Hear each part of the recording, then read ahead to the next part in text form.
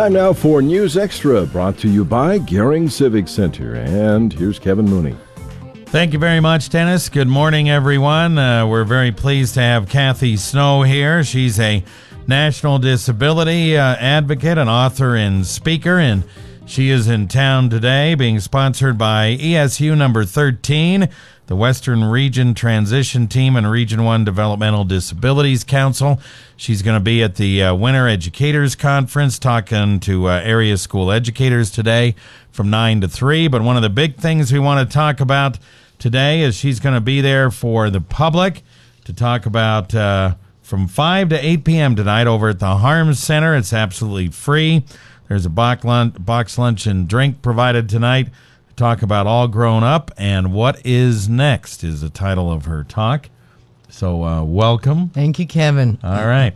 So we're going to talk about folks with disabilities today. And I guess, first of all, when you're going to talk to the educators, you're going to be speaking to those folks about including folks with disabilities in the main part of the education cycle, right? Right. In general ed classrooms, instead of putting students with disabilities into segregated, specialized life skills classrooms, which, life skills education is not going to get you a job. It's not going to get you into college. And the unemployment rate for people with developmental disabilities has held steady for over 50 years at, 75% or more. It's closer to 90%. And so we have to look at the educational system and say what's going on that, children with disabilities are not getting the same kind of education that they need to go on to enter the workforce or go to vocational school, instead of going on government benefits and sort of staying impoverished for the rest of their lives. And I just think that we can do better than that. Yeah, and I think at least here in the local schools, I think they do try to put the kids with disabilities into the regular classroom as much as they possibly can. Well, we'll be talking about that today. Yeah. And maybe discussing that with those educators and explaining what they can do to help them out. Yes, and a lot of times educators many times have misconceptions about what it takes to do that. A general educator, fourth grade teacher will say, hey, I wasn't trained to do that. When I went to college, I didn't learn about those kids. Only the special ed teachers know. And my response to that, Kevin, is always, well, you think I was trained before I had my son Benjamin? Did I have a PhD in cerebral palsy, and that's why I got my son who has a disability? It's like, no, my husband and I weren't ready, and you just learn as you do. And so, they're just kids. First and foremost, they're children, and children, they can learn like everybody else. They might need some assistive technology or some different learning methods, but they're children. And if we would just see them as children and focus on what they can do and not be focusing on what they cannot do, that's what's important, I think. Yeah. Now, your son, Benjamin, is how old now? He's 28. He 28. Just earned his master's degree. He's further along in college than my husband and I ever got. And Benjamin does not write with a pencil.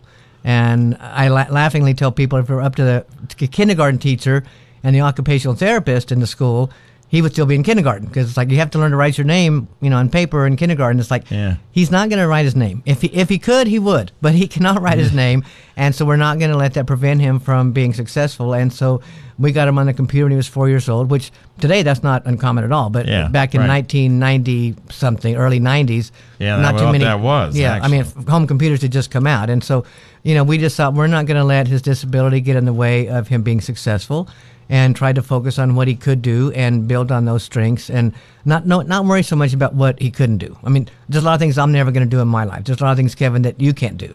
I'm not good at, doing certain things, so my husband does them for me. My husband's not good at balancing a checkbook, so I handle that. So none of us can do everything, and those of us that don't have disabilities, we tend to focus on our strengths and not so much on what, our perceived problems are. Yeah. And that's kind of what we need to do with people with disabilities. I think right? so. Yeah. It is the 21st century. We need to get with it. Yeah. Okay. All right. We'll take a break, and we'll talk about what's going to happen tonight over at the Harms Center right after this. For your next special event, how about a beautiful venue with 21 years experience? How about pulled pork, garlic sausage, ribeye steak sandwiches, or strawberry spinach salad being cooked by the meat shop for 31 years? The large flowing chocolate fountain could top off your perfect evening. Call West Nebraska's premier multifunction facility, the Gehring Civic Center, at 436-6888 or GehringCivicCenter.com. And like us on Facebook.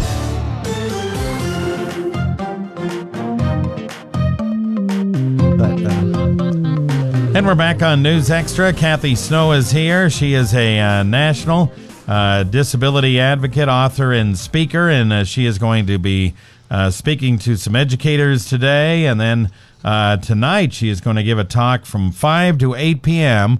over at the Harms Center in room E188 about all grown up and what's next. And they'll have a box lunch there, and a drink will be provided. It's absolutely free, and they're going to be talking about what adults with disabilities can do once they get out of school, because a lot of times we educate them there, maybe we give them a degree, and then we just kind of throw them out into society, right? Well, and this is for students. I mean, everyone is welcome, and lots of people could benefit: educators, parents, family members, people that work in the field.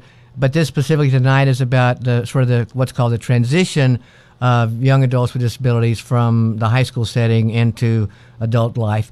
And so what do we need to do to make sure that, as parents, that we say, no, you're a young person and you're going to move out just like your brothers and sisters did at some point, whenever you're ready. Yeah. As opposed to, no, the only option for you is to move into a group home. I mean, I would not want to live with 5 other people I don't know in a group home. I don't think you would either, Kevin. Most people don't want that. Yeah. So, right. What are the alternatives, and how do we as parents or as educators, what things do we need to put in place so that a young person with a disability leaving the public school system can go on to post-secondary education, get involved in volunteering, have, job skills, be job ready at some point, leave home whenever they're ready. In our son's case, we just, bought a new old house that we're making it wheelchair accessible for Benjamin, so that whenever he's ready with his job and can make the house payment, my husband and I'll move out, because it's much easier to make a house wheelchair accessible than an apartment. Yeah, Most right, apartments are not. Right. So our expectation is that Benjamin will be on his own, just like his sister. He's always going to need some assistance from folks, but he'll get it from his friends and his neighbors, just like we all do. Yeah. That's his dream, and that's our dream for him. That's fantastic. That's right. Yeah. And so anyway, so you're going to talk about that from 5 to 8 o'clock tonight, and you hope that a lot of people show up. I do. I would like to see a lot of good people. You can just show up and just be there. Yeah. Right? I mean, you don't have no pre-registration or I don't any of think that so. stuff. No. So at the Harms Center, and yeah. we'll have a good time. You'll love the Harms Center. Have you seen it? I haven't, but I know they've got really great technology. Yeah, and great stuff. technology, well, great facilities. And this is a real serious subject, Dennis. But Kevin, I don't know why I called you Dennis. Dennis just went in my head. I was going to say Kevin, Dennis, Dave, all these guys I'm meeting this morning. But it's a serious subject. But I always have a good time when I'm presenting. I mean, I'm going to tell funny stories. We're going to talk about neat things that can happen, about things to be aware of, but a lot of energy, and that's what it takes. Is we just have to have a lot of energy, and we can do better than what we've done, and I know that we can. We just have to get going on it. All right, very good. Thanks for coming in. I appreciate it. Thank you, Kevin. Kathie Snow. You can see her again tonight, 5 to 8 p.m. over at the Harms Center.